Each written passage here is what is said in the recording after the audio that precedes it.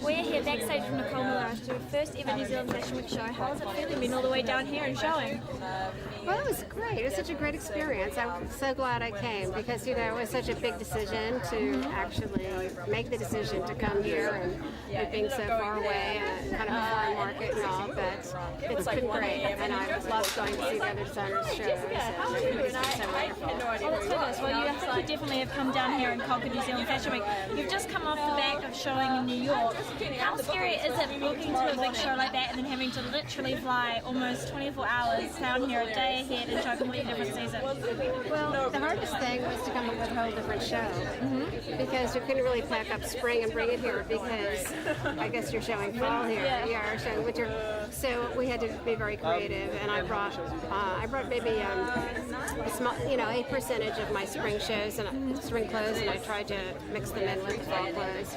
And then I brought a lot of pre-fall, which hasn't been shown in New York yet.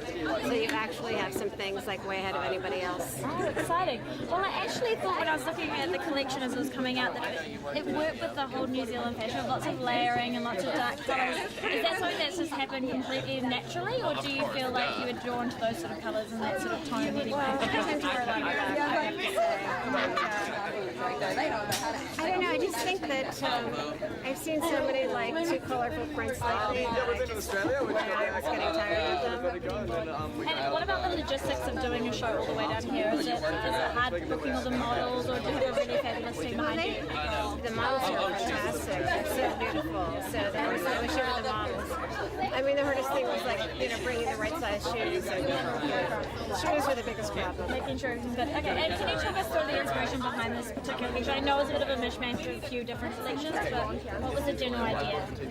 Well, the fall show was the New York inspired collection, and I didn't bring any of those prints with me, but they were all kind of graffiti. But we did have a graffiti sweater in the collection. And then the spring show was really based on abstraction and manipulation. And then the little capsule collection I did for pre-fall was all this because girls have been so popular and generous and wearing one. I got this here today. Nice. Where did you get it from? Out in the lobby. I have your Christmas card. Where? Out in the lobby. Oh, nice. Nicely done. Yeah. Scores a few things. Okay, well, thank you so much for showing us through your collection. It was beautiful to have someone as amazing as you down here. I hear that you're an absolute staple in the American girls' wardrobe, and I'm looking forward to being able to buy your things down here. So hopefully you get lots of them. Okay, great. Thank you. Now we're backstage at Nicole Miller with Krista White, who won America's Next Top Model, who came here to New Zealand. We actually met at Show in 22 doing the 27 names casting. How does it feel that all that time ago you were here doing that and now you're the winner and you're here again modeling? It feels amazing actually to be doing Nicole Miller is huge, huge in the States, so to come to New Zealand and do that.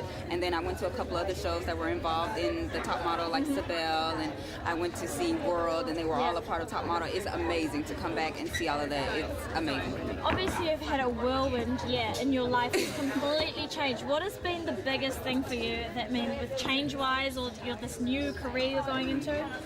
The biggest thing for me right now was to go to Milan. That was my biggest thing to do. But believe it or not, I'm still the same regular girl. A lot of nothing has really changed. I still do the same thing I do, and everybody expects me to be all out there. And then they meet me and they're like, "Wait a minute, you're not this diva top model like we expected." And I was like, "No, I'm still Krista. I remain my same." Oh, that's good. Of course. I mean, you got to keep yourself. That's why everyone loves you. And obviously, Tyra, a big thing is the personality and why she chose you. So at that moment when you stand there and you get told that you're America's Next Top Model, you've probably been asked this a million times, but what does go through your head? Actually, I had prepared myself for it to be Raina. I called her from the beginning. I was like, I know she's going to win. I know she's going to win. When she made it to the top 2 with me, I was like, it's definitely her. It's not me. So I didn't prepare myself to win. I actually could find a reason for everyone to win but myself.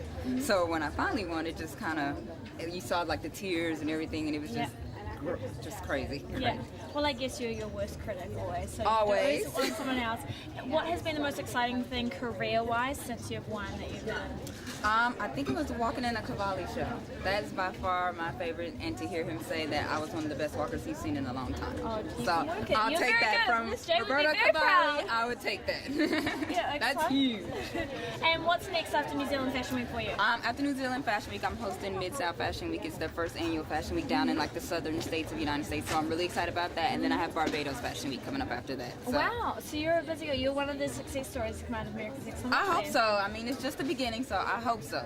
I plan on being one. And do you still talk to Tyra or see her every now and then? Tyra still calls me every week. Every like Wednesday or Thursday she calls, checks on me, make sure I'm okay. If she doesn't, her assistant calls and checks on me, make sure everything's okay. Hi June. Like they call and check on me, which is really amazing. And Andre Leon Talley, who is also on the show, he still emails and makes sure that stuff is going on, like even during fashion. He's like, go to this designer, go here, go do this. So they really keep an eye on us and make sure that we're doing what we're supposed to do and get the, you know, the things that we need to get to where we want to go. So. Oh, that's so very exciting. Brilliant to have such mentors. You're lucky. Really. Exactly. And hopefully we see you in Vogue then with Andre Leon as a big fan. I will be.